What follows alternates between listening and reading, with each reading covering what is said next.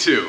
We recapped the first year on YouTube, 2021, in the last video. Well, now we're getting into everything we got going on in 2022, which, as you know, is a lot. Let's take a quick look before we dive into the 3,000 gallon.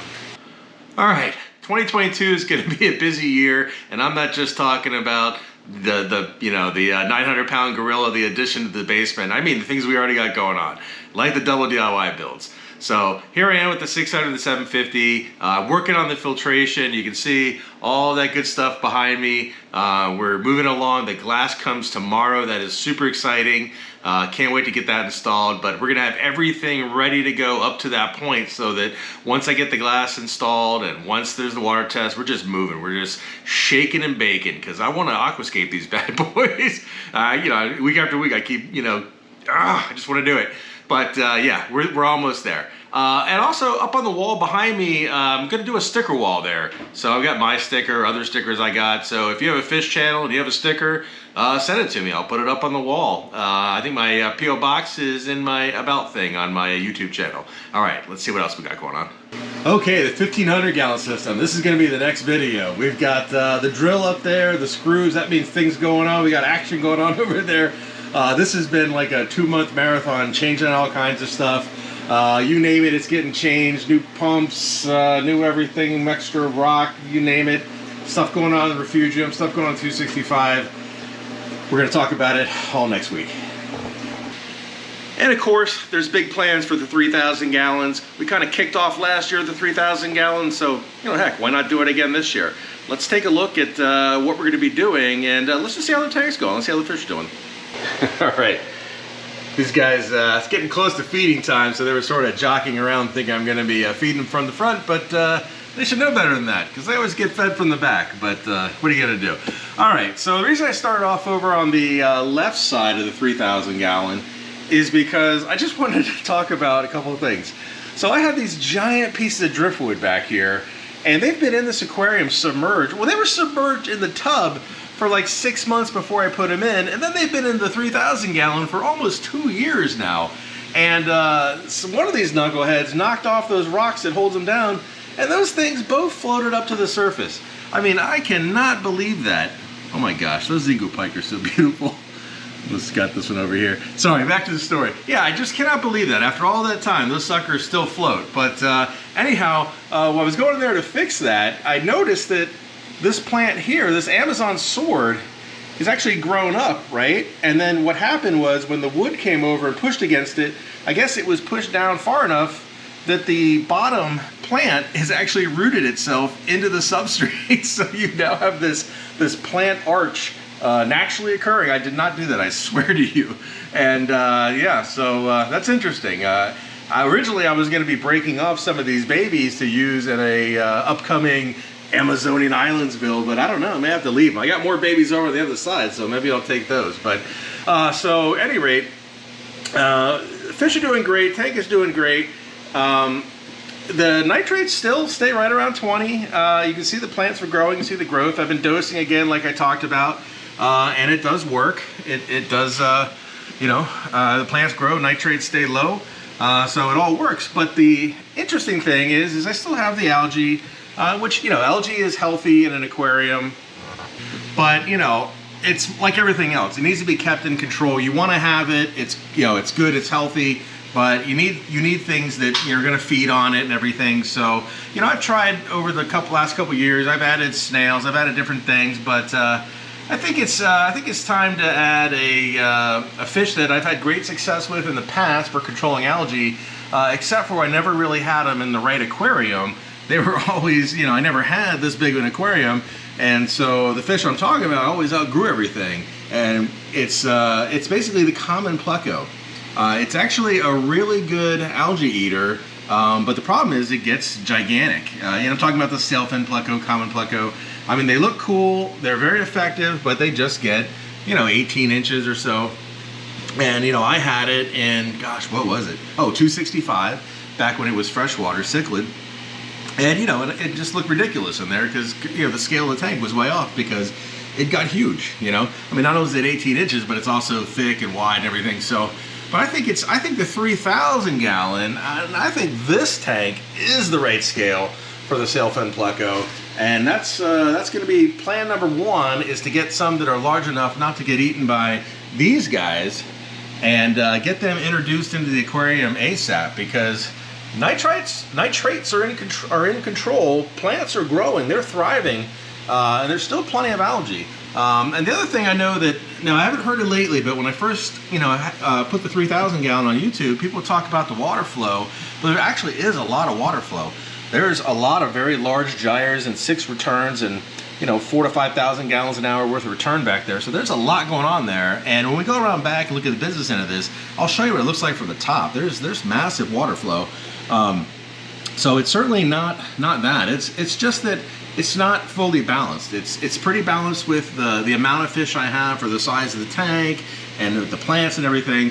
But it needs some detrivores and it needs some algae eaters. So gonna work on that.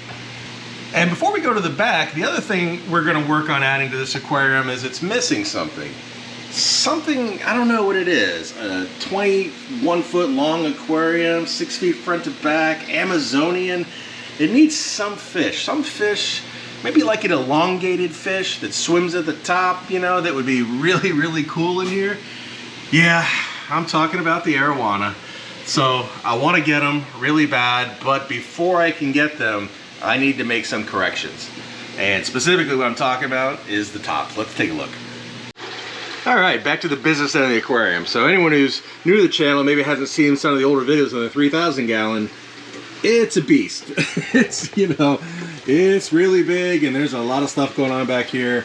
And you have to forgive me, but in the process of building this monster, some things have to be done iteratively. It's just, I gotta be honest with you, when I'm building it, I'm not gonna skimp when it comes to, the water coating or the strength of it or anything like that. But did I really do these tops? Is this really the best way to do it? No, definitely not. These are 6 foot wide. You can see they dip down in the middle.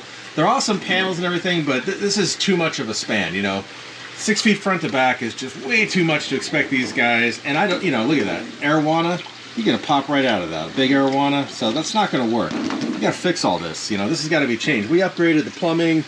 We doubled up on the plumbing. We added in all these nice lights, and then we have this subpar covering up here, all the way down.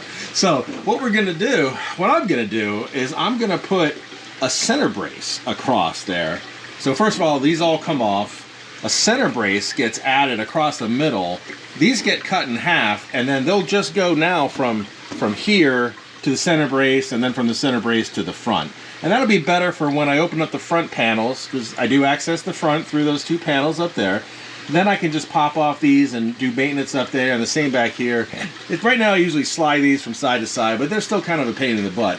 And the other thing I do, once I do that, is then I can do an arowana proof system where I put some on the ends, and in the middle I put some risers, and then when I put a piece across, so then rather than flipping these up, since they'll be smaller, I can just slide them out. That way if the arowana hits it, it gives a little bit so it doesn't hurt himself, but then it hits that cover so it doesn't come flying off, and keeps the arowana in the aquarium. So that is a priority for the 3,000 gallon. And like I was saying about the water flow, so that's what I'm talking about. There is significant water flow, and it's the whole length of the tank. It's pretty much the gyres and the returns are spaced out all the way down 21.5 feet. And it's like that, and it goes around. And if you look at those older videos, and I'll need to make a new one soon, with the underwater, there's a lot of flow in the 3,000 gallon. A lot of internal flow. So that's going to be a priority for the 3,000 gallon to get everything ready for the arowana.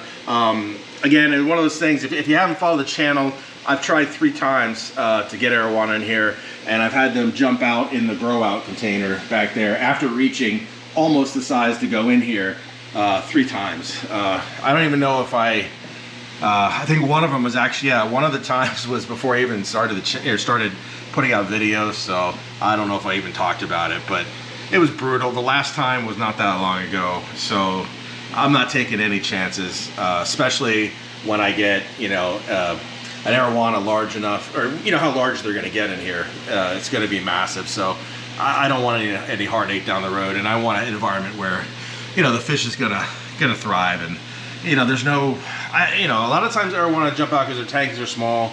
This isn't small, but still when they get full size compared to the, you know, their natural habitat, they might perceive it as small, so not taking any chances. Okay, so that's the plan. Getting the tops reconfigured, getting them arowana proof, getting those large plecos in here, keeping an eye out for a large arowana or two, we'll see, and then getting them in here. And as far as the rest of it goes, filtration is doing great, plants are doing great, just keep dosing. As I've been dosing, there's been more and more new growth. And I mean, as you can see, my pike collection, these guys have all grown into monsters. Those Xingu ones, they've grown so fast, as well as the lenticulata as well. And the cool thing is they've all become a group. It's like the pike cichlid group. They're always hanging out together. Originally it was just 3 of them, but now they've let in the other Xingu pike, and now it's a group of 4. So they're all good. The Oscars, they've whittled themselves down. The male killed one a while back. He's over there. He's got another nest mating with the albino. But they've all worked it out. There's no aggression there. And the peacock bass never really have aggression with anybody, as well as the parrot cichlids. So as far as the fish stock now, everything is good. It's just a matter of growing up those Lima shovel nose and getting some arowana.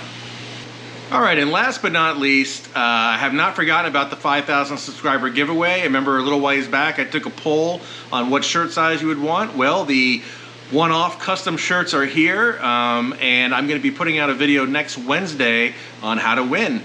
So I want to show my appreciation for you guys for subscribing to the channel. I really appreciate it, and I'm going to do that with a giveaway. I'll give all the details next Wednesday, and so keep an eye out for that. And then, of course, the next video will be, or one of the next videos will be the 1,500 gallon system revamp behind me. Again, if you saw back on the community posts, there was a whole wreck with the refugium, a leak, you know, the trigger, the whole 9 yards, but I'll cover all that and everything we did to fix it. And then where we are with the tanks, they've come, at least the 600 reef slopes come a long way since you last saw it, so we'll cover all that good stuff. And you know, the double DIY build part 5, it's gonna be the one. We're there, we're almost there.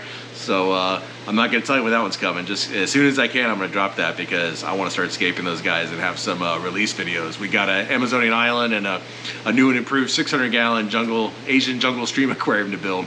So we're not gonna do anything to delay that, you know. So we're gonna get that out as soon as it's ready. All right, thanks for watching.